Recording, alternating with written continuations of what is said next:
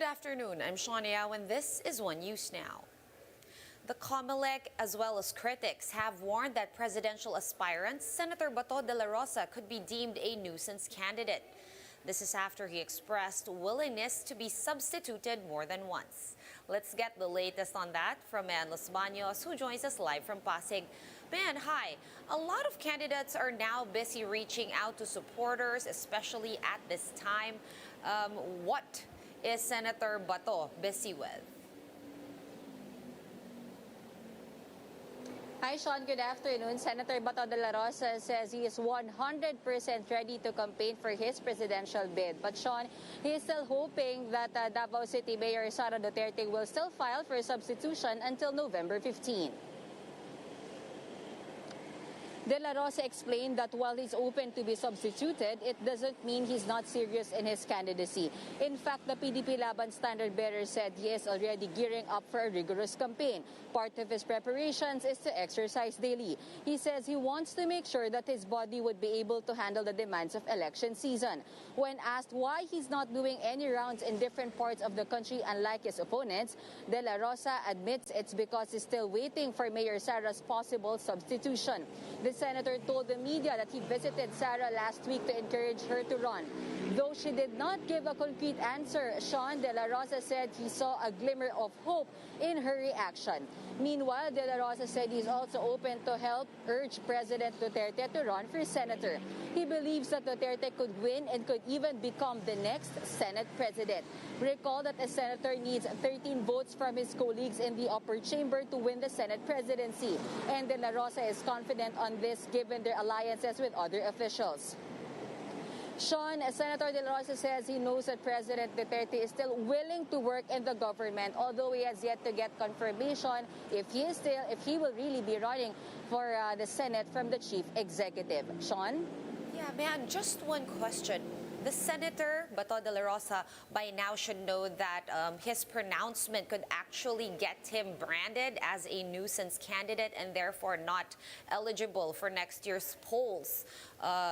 Is he aware of this? And because he seems to be making remarks, or even more remarks, still encouraging Mayor Sara to run.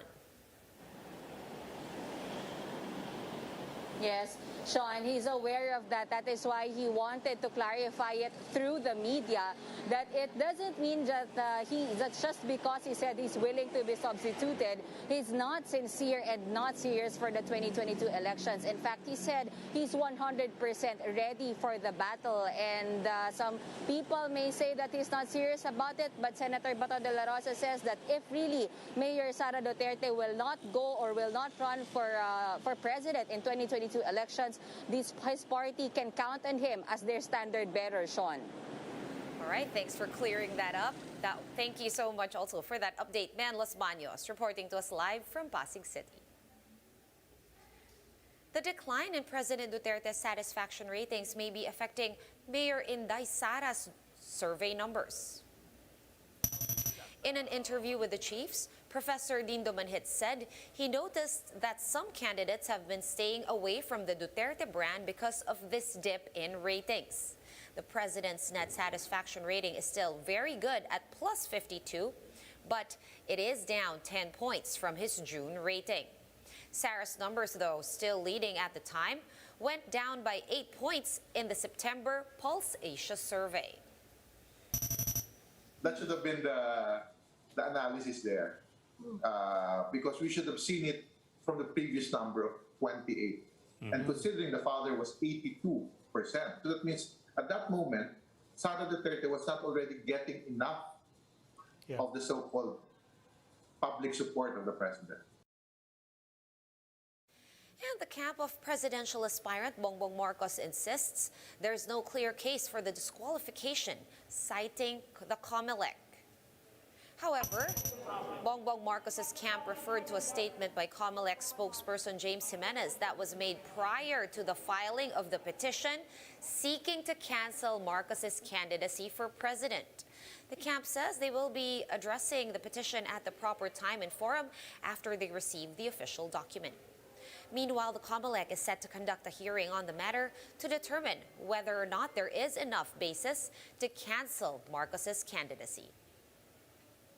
O magkakaroon po ng ng pagdinig tungkol diyan kasi ang punto ng cancellation is that nagkaroon ng material misrepresentation doon sa sa COC. Ibig sabihin, nagkaroon ng pagsisinungaling, no? Or maling impormasyon na binigay doon sa COC. So kailangan patunayan po 'yan. We're going to pause for a quick break, but we will be back with more stories after that. Keep it here on One News.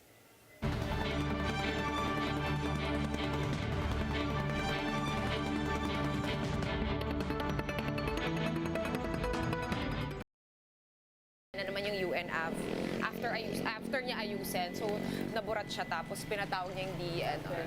May pinapatay pala sila pag malakas yung ulan.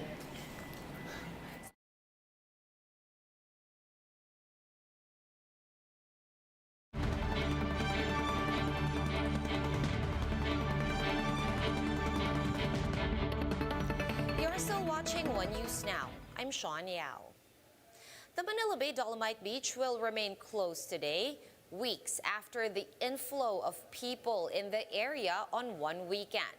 Shyla Francisco brings us the latest live from Manila Bay. Hi, Shyla.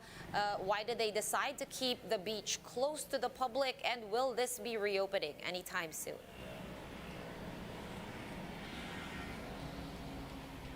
Sean, the DNR decided that Manila Bay Dolomite Beach will remain closed to give way to the phase 2 of the rehabilitation project here in Manila Bay, which will begin this week.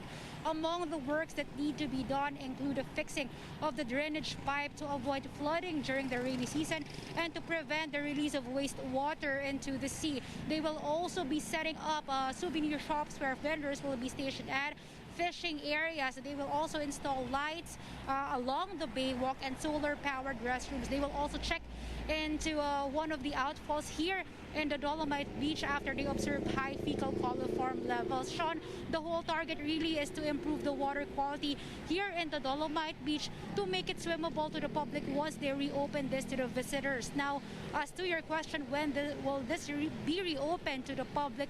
It will really depend on the progress of the rehabilitation and whether they will really improve the water quality here in the Dolomite Beach. They are initially targeting to finish it within the year, but if stricter quarantine restrictions will again be reimposed, they are looking to finish it by the first quarter of 2022. Sean?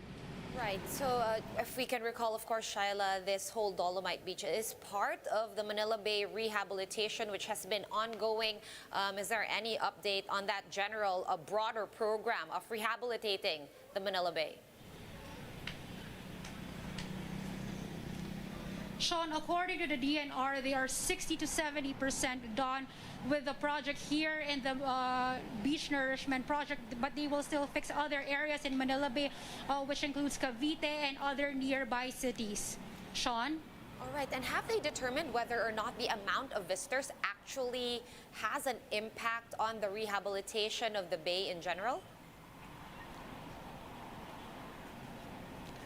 Sean, just to give you a background, when they reopened this to the public 2 weeks ago, they decided to have a soft opening because there were delays and due to the pandemic, including the delivery of some equipment and in the bidding process. But when they reopened this to the public, they didn't note any additional pollution in the area, maybe because they say there were stricter enforcement of environmental laws here in the Dolomite Beach and also in the bay. Sean? All right, and moving forward, Shyla, how does the government plan to do crowd control? Are they going to have booking systems and or such like we see in other tourist spots? Sean, for now, as you can see, it is still closed to the public. I don't know if you can see they've cordoned off the area, but they are still anticipating crowd in other areas who will be taking pictures. So they are seeking the help of PNP regarding crowd control. They will also regulate the people in the footbridge to give way to the pedestrians. For now, they are finalizing guidelines and protocols on the picture taking even while the Dolomite Beach is closed. As for the guidelines, when this will be reopened to the public, we have yet to finalize that. Sean? All right, we'll wait for that update. Thank you so much. That was Shyla Francisco joining us live from the Manila Bay. Let's take a quick look at today's other top stories. Metro Manila LGUs have expanded the pediatric COVID-19 vaccination program to all minors aged 12 to 17. Initially, the vaccines were rolled out only to minors with comorbidities. The Metro Manila Council has decided to lift the unified curfew hours in the region starting tomorrow. Local executives, however, may still impose curfew hours among minors within their jurisdictions. And more than 100 global leaders at the COP26 summit have pledged to end deforestation by 2030. This commitment involves $19 billion in public and private funding. And good news for all parents, Signal is now offering Fun Learning at Home, a program that provides fun, educational, and age-appropriate content for kids to enjoy. From educational shows to well-loved cartoons, Fun Learning at Home has it all. The campaign aims to encourage children's curiosity and to enrich their online school experience with carefully curated content for kids of all ages. For more updates, visit News 5, The Philippine Star, and Business World online. Visit our website, onenews.ph, for more in-depth analysis. You can also catch One News on the Signal Play app.